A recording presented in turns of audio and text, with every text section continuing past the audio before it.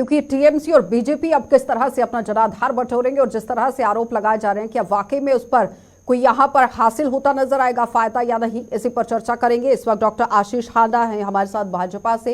बहुत बहुत स्वागत आशीष जी जुड़ने के लिए।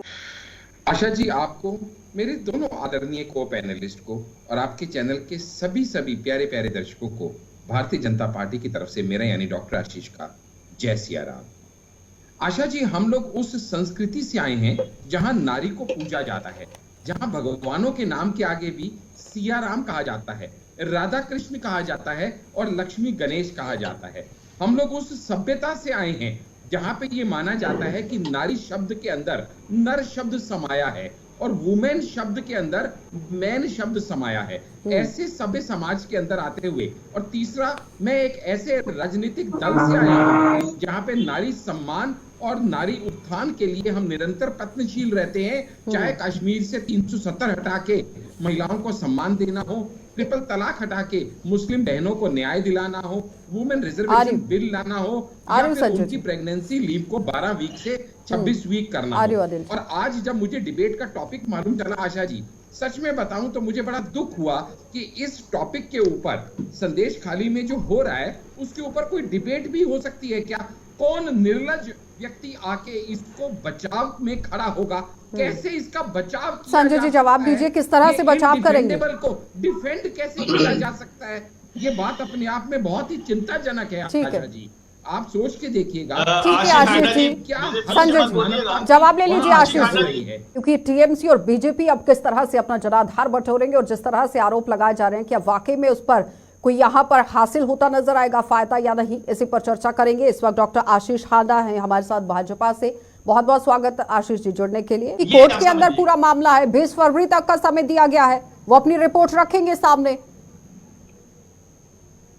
बिल्कुल ठीक बात है, कोर्ट ने इन्हें समय दिया है, कोर्ट से फटकार पड़ी है इन्हें, मुझे मालूम है। और कोर्ट ने भी, हाई कोर्ट ने स्वयं संज्ञान लेते हुए इनको कुल 7 दिन का टाइम दिया कि जवाब दीजिए। वो अलग विषय है, लेकिन मेरा यहाँ पे कहना यह है कि वो टीम, वो संगठन, वो ठगबंधन जो देश में डेमोक्रेसी बचाने चला था, उसका एक प्रमुख नेता जो कि खुद राज्य का चीफ मिनिस्टर है, साथ ही में होम मिनिस्टर है, और सबसे बड़ी बात खुद एक महिला है। ऐसे चीफ मिनिस्टर के रहते हुए आप सोचिएगा, आज तक हमने, अनिल जी जानेंगे इस बात को, हमने गैंग रेप शब्द बहुत बार सुना था, मास रेप शब्द क्या होता है ये एक नया सुनने में आया कि ऐसा भी हो सकता है क्या स्वतंत्र भारत के अंदर, और कई सालों से चलता हो, और वो भी जबकि सरकार के संरक्षण में हो रहा हो, सरकार के उच्च नेताओं के इशारे पे हो रहा हो, पॉलिटिकल पार्टी टीएमसी के खुद के दफ्तर के अंदर हो रहा हो, और पुलिस एक्शन लेने की बजाय पीड़ितों को जाके डरा रही हो, धमका रही हो, और सत्य को दबाने का विफल प्रयास किया जा रहा हो। आप सोच के देखिएगा,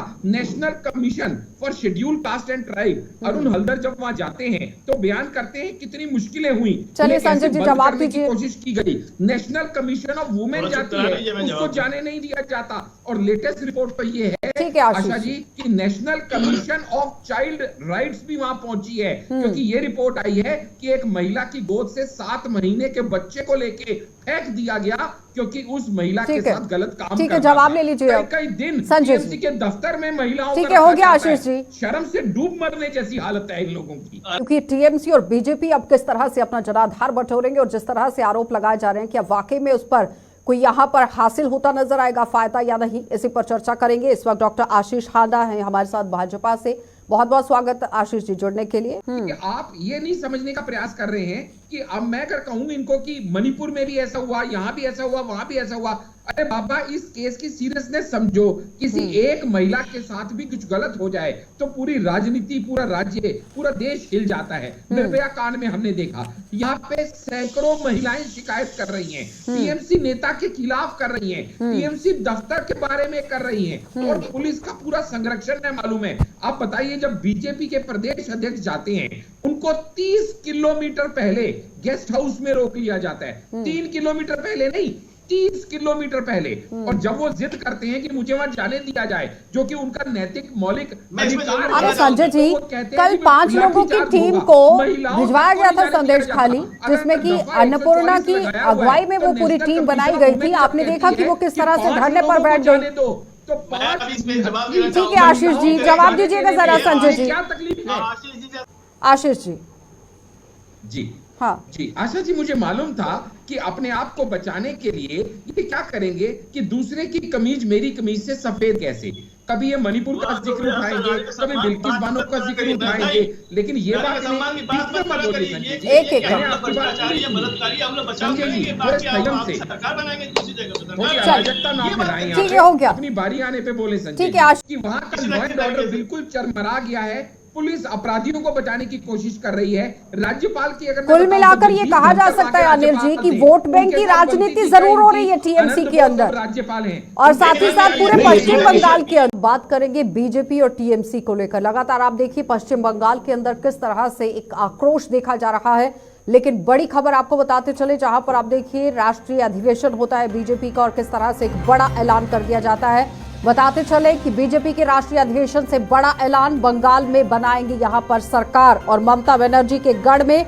बीजेपी ने 2019 में विरोधियों के किलों को यहां ध्वस्त किया था। इस तरह से आप देखिए किस तरह से बड़ी बातें कही गई, और 42 लोकसभा सीटों पर किस तरह से खेल होगा ये आज आप देखेंगे। और साथ ही साथ बताते चले कि पश्चिम बंगाल में टीएमसी और बीजेपी आमने सामने है, किस तरह से तकरार यहां पर चल रही है, आरोप प्रत्यारोप चल रहे हैं वो आप देखेंगे। और साथ ही साथ बीजेपी कांग्रेस लेफ्ट टीएमसी पर पूरी तरह से हमलावर है, कई तरह के संगीन आरोप लगाए जा रहे हैं। और साथ ही बताते चले कि पश्चिम बंगाल में महिलाओं के साथ यौन उत्पीड़न का मामला देखा गया है, जिसे मद्देनजर रखते हुए विपक्षी पार्टियां पूरी तरह से हमलावर हो गई है। और इस बीच में यहाँ पर वोट प्रतिशत को लेकर पूरा खेल जो है वो बचता नजर आ रहा है, क्योंकि बीजेपी की तरफ से टीएमसी पर आरोप है और टीएमसी की तरफ से बीजेपी पर आरोप है। पिछले दिनों आपने देखा कि ममता बनर्जी किस तरह से बात करती नजर आई कि संदेशखाली के अंदर आरएसएस का जो गढ़ है वो बन रहा है, तो जाहिर तौर पर कई तरह के सवालिया निशान उस वक्त यहाँ पर बनते नजर आए। लेकिन उससे पहले भी आपने देखा कि हावड़ा के अंदर किस तरह से एक वीडियो वायरल होती है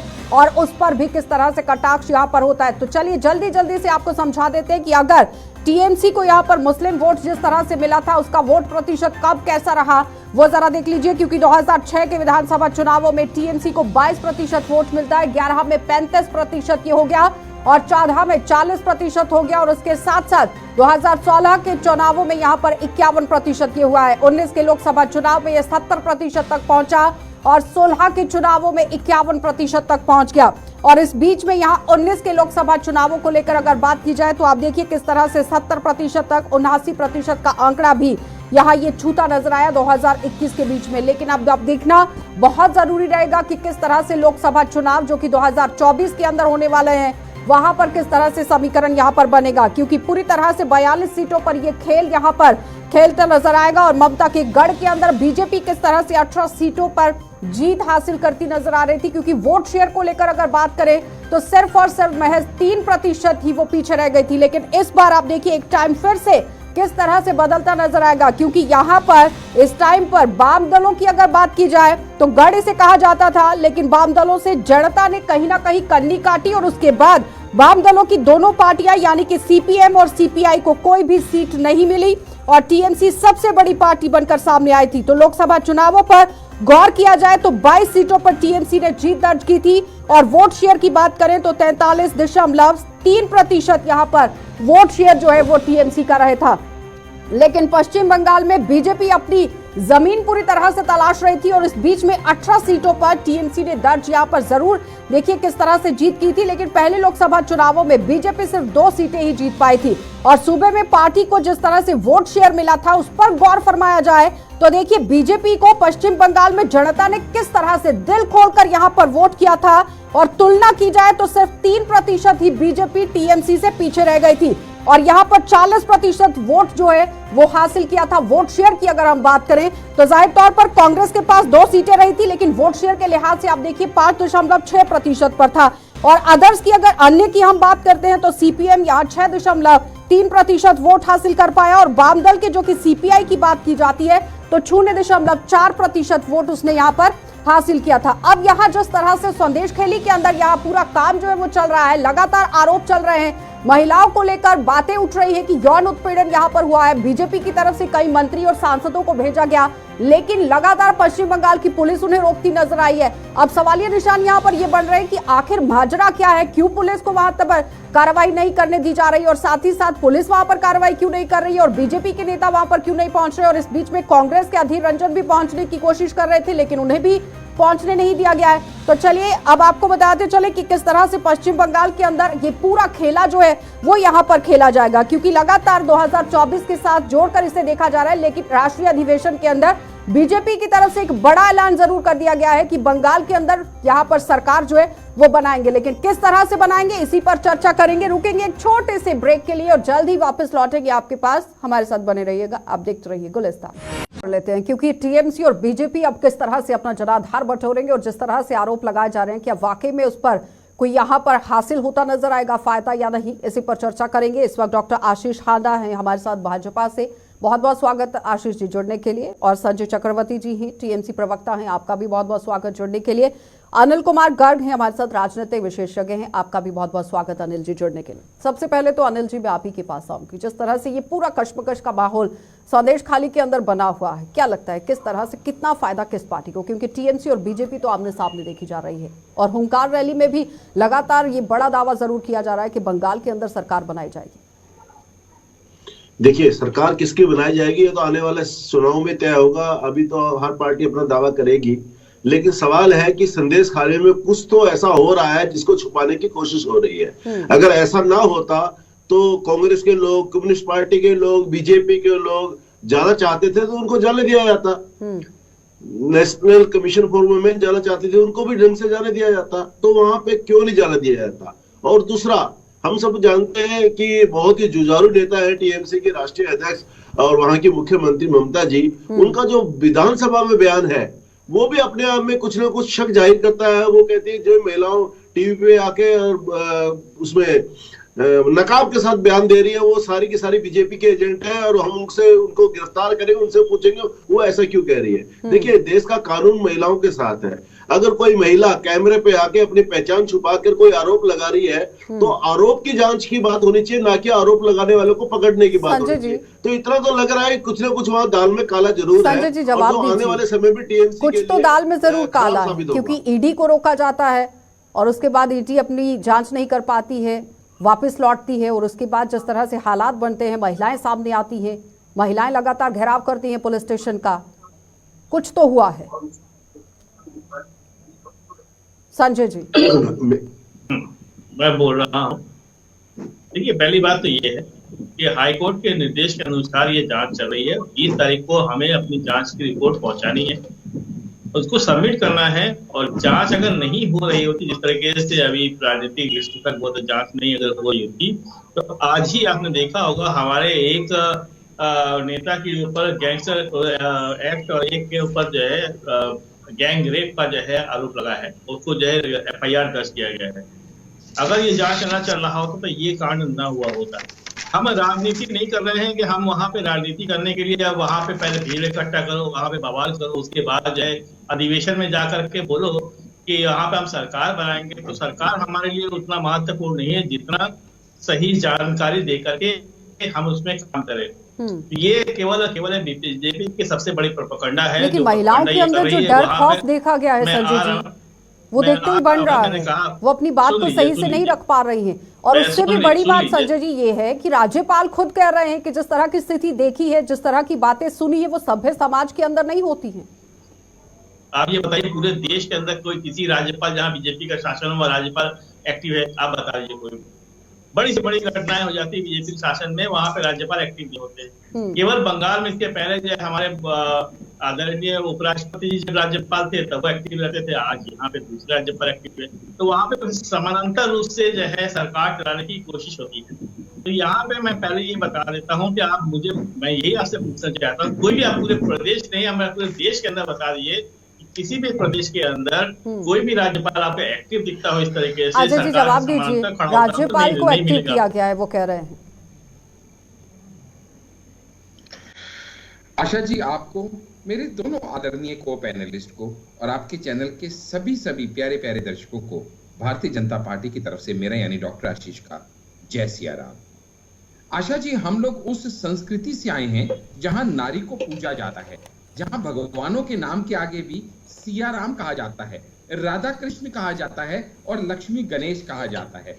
हम लोग उस सभ्यता से आए हैं जहां पे ये माना जाता है कि नारी शब्द के अंदर नर शब्द समाया है और वुमेन शब्द के अंदर मैन शब्द समाया है।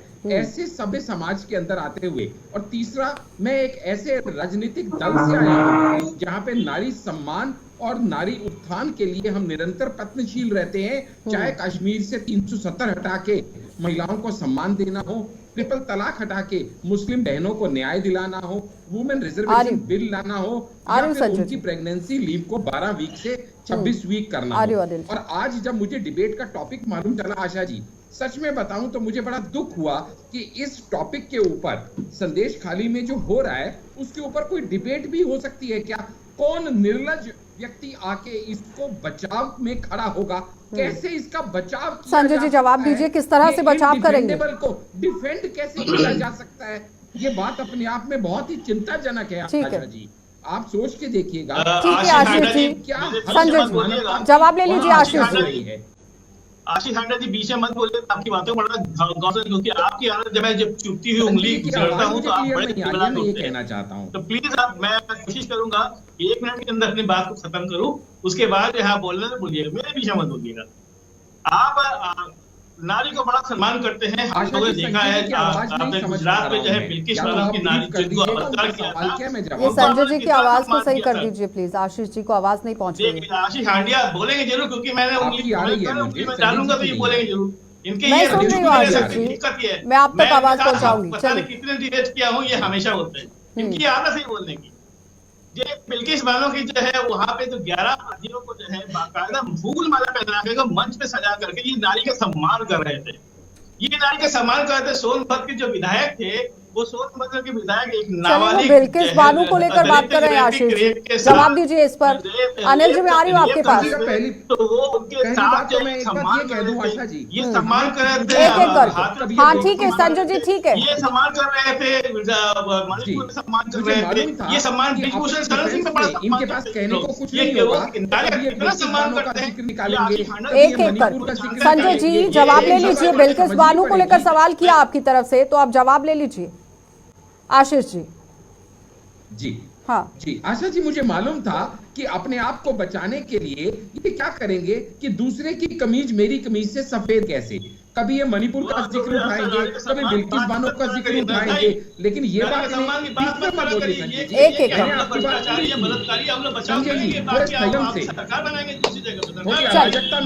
ठीक है, हो गया। अपनी बारी आने पे बोले संजय। ठीक है आशीष जी। संजय जी, अनिल जी अगर मैं आपसे सवाल करूं, आप देखिए ईडी पहुंचती है, कार्रवाई करने की कोशिश करती है, लेकिन कार्रवाई नहीं करने दी जाती है। जब ईडी वापस जाती है तो महिलाओं के हौसले बुलंद होते हैं और महिलाएं फिर सामने आती है। और सवाल यह भी है कि इससे पहले महिलाओं की तरफ से आवाज को क्यों नहीं उठाया गया?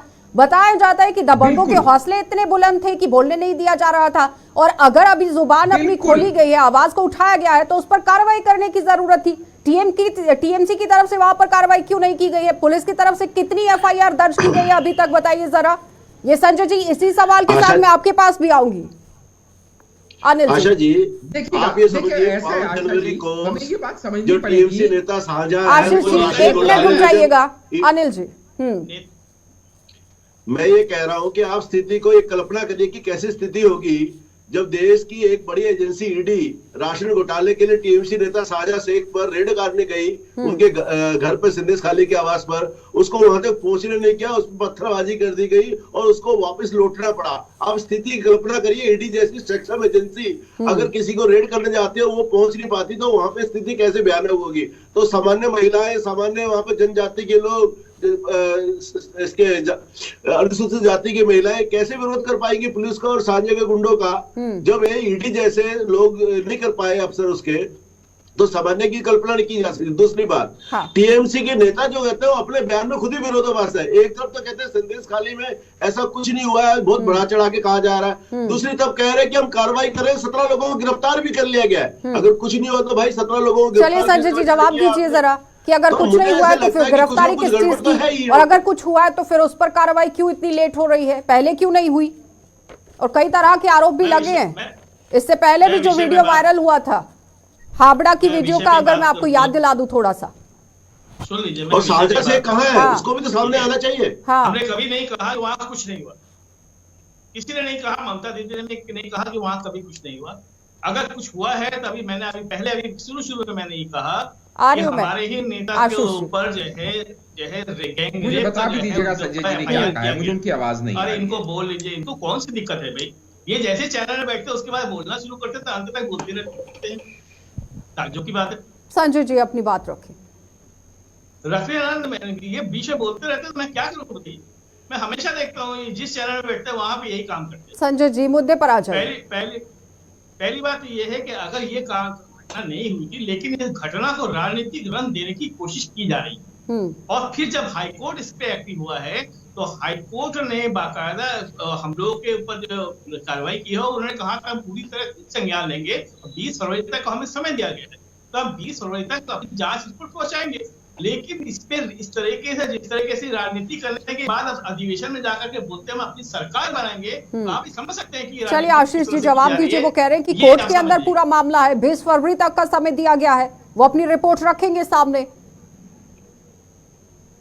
बिल्कुल ठीक बात है, कोर्ट ने इन्हें समय दिया है, कोर्ट से फटकार पड़ी है इन्हें, मुझे मालूम है। और कोर्ट ने भी, हाई कोर्ट ने स्वयं संज्ञान लेते हुए इनको कुल 7 दिन का टाइम दिया कि जवाब दीजिए। वो अलग विषय है, लेकिन मेरा यहाँ पे कहना यह है कि वो टीम, वो संगठन, वो ठगबंधन जो देश में डेमोक्रेसी बचाने चला था, उसका एक प्रमुख नेता जो कि खुद राज्य का चीफ मिनिस्टर है, साथ ही में होम मिनिस्टर है, और सबसे बड़ी बात खुद एक महिला है। ऐसे चीफ मिनिस्टर के रहते हुए आप सोचिएगा, आज तक हमने, अनिल जी जानेंगे इस बात को, हमने गैंग रेप शब्द बहुत बार सुना था, मास रेप शब्द क्या होता है ये एक नया सुनने में आया कि ऐसा भी हो सकता है क्या स्वतंत्र भारत के अंदर, और कई सालों से चलता हो, और वो भी जबकि सरकार के संरक्षण में हो रहा हो, सरकार के उच्च नेताओं के इशारे पे हो रहा हो, पॉलिटिकल पार्टी टीएमसी के खुद के दफ्तर के अंदर हो रहा हो, और पुलिस एक्शन लेने की बजाय पीड़ितों को जाके डरा रही हो, धमका रही हो, और सत्य को दबाने का विफल प्रयास किया जा रहा हो। आप सोच के देखिएगा, national commission for schedule caste and tribe, Arun Haldar जब वहां जाते हैं तो बयान करते हैं कितनी मुश्किलें हुई, चलिए संजय जी जवाब दीजिए। कोशिश की गई, नेशनल कमीशन ऑफ वुमेन जाती है, उसको जाने नहीं दिया जाता, और लेटेस्ट रिपोर्ट तो ये है आशा जी कि national commission of child rights भी वहां पहुंची है, क्योंकि ये रिपोर्ट आई है कि एक महिला की गोद से 7 महीने के बच्चे को लेके फेंक दिया गया क्योंकि उस महिला के साथ गलत काम ठीक है, जवाब ले लीजिए। कई दिन संजय टीएमसी के दफ्तर में महिलाओं ठीक है, हो गया आशीष जी, शर्म से डूब मरने जैसी हालत है इन लोगों की। अरे इनको अलग से बुला लीजिए एक बार, 1 घंटे के लिए ये पूरा भाषण दे दे कायदे से। आदत पड़ चुकी है कि प्रधानमंत्री बोलते हैं तो 2 घंटा 2.5 घंटा बोलते हैं, आशीष आंटा की जगह बैठ जाते हैं तो वहां पे भी पूरी कोशिश करते हैं सारा डिबेट को अकेले ही बोलेंगे। पहली बात तो ये है कि अभी उन्होंने कहा कि सुप्रीम कोर्ट से, हाई कोर्ट से फटकार लगी। अरे भूल गए में सुप्रीम कोर्ट से फटकार लगी, माला पहना के आप लोगों ने बैठा हुआ था सब 711 लोगों को, और वो प्रदेश किसका है? वो प्रधानमंत्री का प्रदेश है, वो गृह मंत्री का प्रदेश है, जहाँ पे गृह मंत्री और प्रधानमंत्री का प्रदेश के अंदर आप माला फैलाते हैं, आप बलात्कारियों को माला पे, तो शर्म आनी चाहिए आप लोगों को। महिलाओं की बात करते हैं आप लोग, आपको शर्म आनी चाहिए महिलाओं की बात करने से पहले एक बार तो। और उसके बाद जब सुप्रीम कोर्ट से जब आपको जो है डांट पड़ती है, फटकार पड़ती है, उनको वापस जो है जेल के अंदर जाना पड़ता है। तो इस तरीके से महिलाओं के बाद, और देखिए राजनीति आपको समझ में आएगी कि परसों अक्कर इन्होंने घेराव किया, और आज जाकर के सीधे अधिवेशन में बोला हम सरकार बनाएंगे। सरकार क्या, इसी तरह के हिंदू मुस्लिम करके सरकार बनाने की कोशिश है। अगर देश जो है आपका शाहजहां, लेकिन मुस्लिम वोट बैंक को लेकर तो बात हो रही है ना संजय जी, शेख शाहजहां को बचाने की कोशिश हुई है, इसमें कोई राय नहीं है, इसे झुकला नहीं सकते हैं आप, क्योंकि अगर कार्रवाई को अंजाम देना होता तो इमीडिएट इफेक्ट में हो सकता था। वोट बैंक की बात कर सकते हैं, इन्हें शर्म आनी चाहिए, वोट बैंक।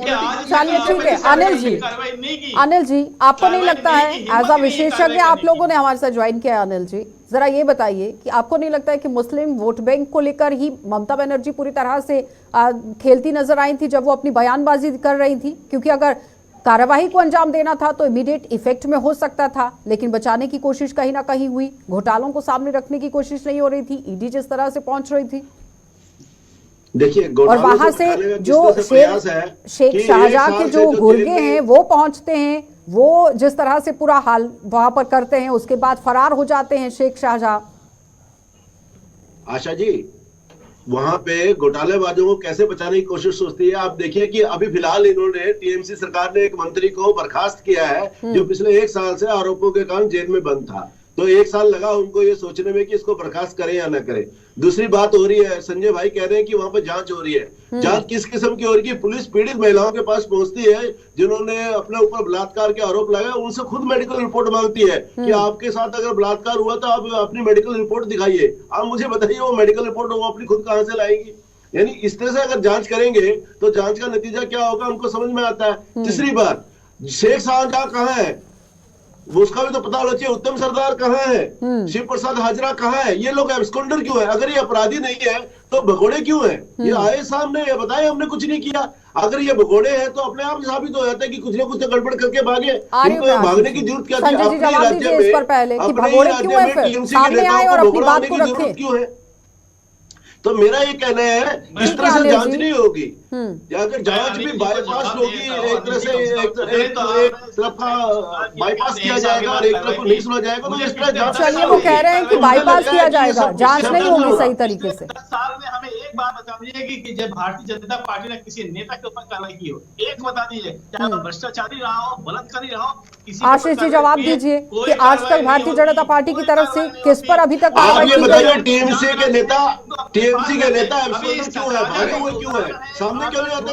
आशा जी मैंने आपको पहले भी कहा कि मैं संजय भाई को सुन नहीं। संजय जी सुन लीजिए ना, आपकी किस किस पर कार्रवाई हुई है, जवाब ले लीजिए। आप एक बार संजय भाई को चुप कराइए।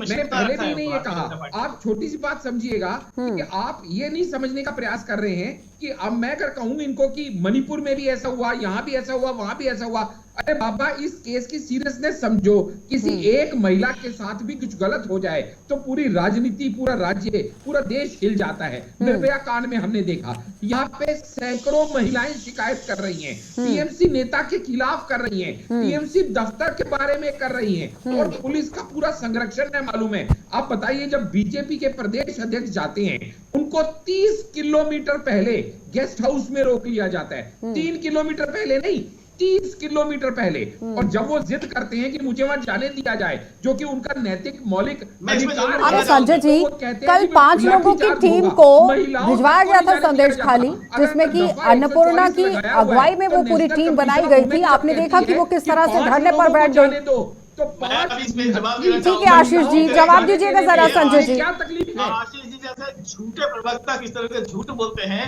अभी मैं कल एक डिबेट कर रहा था, उसमें उस प्रवक्ता ने बताया कि इसके बीजेपी का प्रदेश अध्यक्ष को 5 किलोमीटर पहले रोक दिया, क्या किया 30 किलोमीटर इन्होंने 25 किलोमीटर बढ़ा दिया। इतना झूठ बोलते हैं यार, ऊपर से नीचे टॉप टू बॉटम। चलिए, आप बेहतर तरीके से जानते हैं ना संजय जी, तो फिर तस्वीर को साफ कर दीजिए। कितने किलोमीटर दूर रोक दिया गया?